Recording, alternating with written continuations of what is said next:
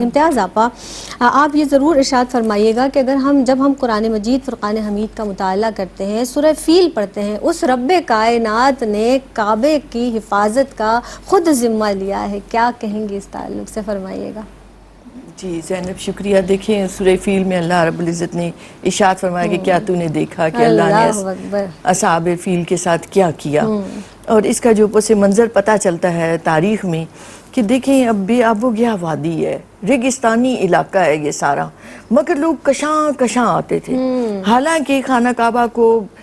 ملت ابراہیمی پر نہ رہے تھے، لوگ بتوں کی پوجا کرنا شروع کر دیا تھا اہل مکہ نے، لیکن اس کی عظمت دلوں میں نقش تھی اور لوگ آتے تھے یہاں اور طواف کرتے تھے۔ تو جب یمن کا بادشاہ ابرہہ آیا تو اس سے عیسائیت کی تبلیغ کا بہت زیادہ وہ شوق تھا، تو وہ عیسائیت کی تبلیغ کے ساتھ ساتھ اسے یہ بھی رہتا تھا کہ لوگ ادھر کیوں جاتے ہیں، ریگستانی علاقے میں اور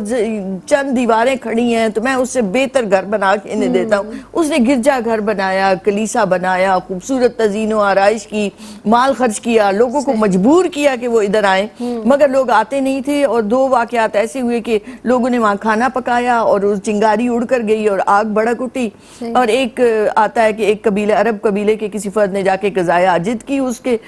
کلیسا میں، جس پر اس کا غصہ اور کئی گنا بڑھ گیا۔ ایک تو لوگ اس کی بات نہیں مان رہے تھے پھر بھی ادھر آتے تھے، اور دوسرا یہ کہ بھئی انہوں نے گندگی کیوں پھیلا دی۔ اس پر وہ ہاتھیوں کو لے کر اور 60,000 جنگجوؤں کے ساتھ ساز و سامان اور اسلحے سے لیس، اور آپ دیکھیں ادھر قبائلی علاقے تھے اور کوئی مرکزی حکومت نہیں ہوتی تھی، قبائل لڑتے تھے ایک دوسرے سے، جنگجو تھے، لیکن فوج نہیں تھی کوئی منظم۔ تو وہ علاقوں کو تخت و تاراج کرتا ہوا آیا اور اس کا ہدف جو تھا وہ خانہ کعبہ کو گرانا تھا۔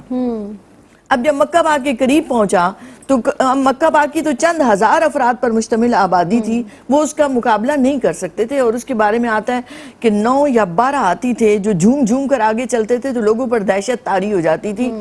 اور پھر حضرت عبد المطلب کے اونٹوں پر بھی انہوں نے قبضہ کر لیا، تو حضرت عبد المطلب جب گئے تو ابرہہ اپنی اس تخت سے اٹھ کر کھڑا ہو گیا، اتنا آپ کا نورانی چہرہ تھا، وہ نور محمدی آپ کی پیشانی پر چمک رہا تھا، تو وہ نیچے اتر آیا، اور جب اس نے پوچھا تو حضرت عبد المطلب نے فرمایا کہ میرے 200 اونٹ آپ کے لشکریوں نے وہ چھین لی ہیں، تو وہ مجھے واپس کر دیں۔ تو وہ حیران ہوا کہ میں کعبہ گرانے آیا ہوں اور آپ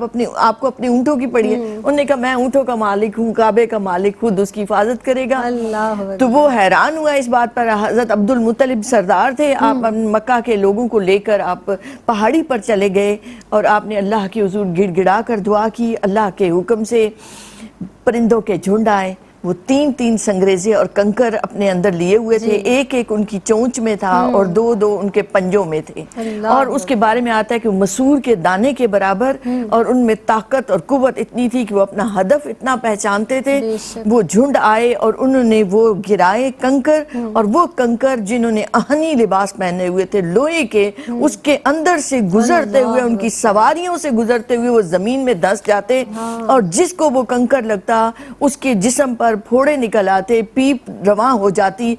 گوشت گل سڑ کے گرنے لگ جاتا، اور اس پورے ہاتھیوں کا اور اس سارے لشکر کا یہ حشر ہوا، اور ان میں کچھ لوگ اور خود ابرہہ بھی بچا کے بڑی مشکل سے یمن کے دارالسلطنت صنعا میں پہنچا۔ تو وہاں بھی لوگوں نے یہ منظر دیکھا کہ وہ جو جسیم تھا، ابرہہ خود بڑا طاقتور تھا، چوزے کی مانند ہو چکا تھا، اس کا گوشت گل سڑ کے گر رہا تھا، اور اس کا وہاں پہنچنا بھی لوگوں کے لیے ایک عبرت کی نگاہ بنانا تھا کہ جس نے اللہ کے گھر کی طرف میلی نگاہ سے دیکھا، اللہ اس کو جو چاہے حشر کر سکتا ہے۔ اور وہ اسی لیے آیا، اسی سورہ فیل میں آپ دیکھیں تو آخر میں آتا ہے فَجَعَلَهُمْ كَعَصْفٍ مَّأْكُولٍ، کہ ایسے جیسے کھایا ہوا بس۔ اب دیکھیں جب جانور چارہ کھاتا ہے تو اس کو بالکل پیس کے رکھ دیتا ہے، تو اس پورے لشکر کا یہ حشر ہوا،